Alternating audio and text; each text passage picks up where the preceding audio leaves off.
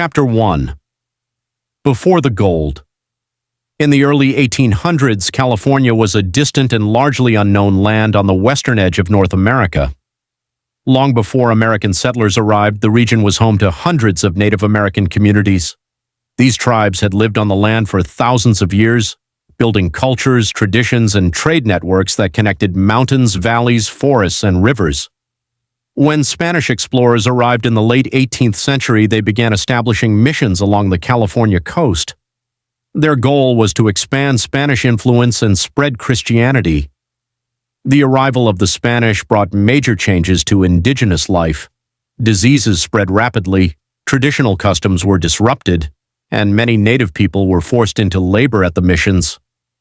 In 1821, Mexico gained independence from Spain, and California became part of Mexico. Although California was rich in natural resources, it remained sparsely populated and far from the centers of political power. Ranches stretched across the countryside and small settlements dotted the landscape. Meanwhile, the United States was expanding westward. Many Americans believed that their nation was destined to stretch from the Atlantic Ocean to the Pacific Ocean. This belief became known as manifest destiny. Thousands of settlers moved west in search of land, opportunity, and a better future. By the 1840s, tensions between the United States and Mexico had increased. Disputes over territory eventually led to the Mexican-American War. After 2 years of fighting, the war ended in 1848. Mexico ceded a vast amount of land to the United States, including California. At the time, very few people realized how important California would become. It was seen as a remote frontier, far away from the nation's major cities and centers of commerce. But history was about to change forever. In Northern California, a Swiss immigrant named John Sutter was building an agricultural empire.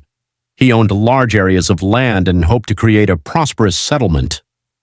To support his growing enterprise, he hired workers to construct a sawmill along the American River.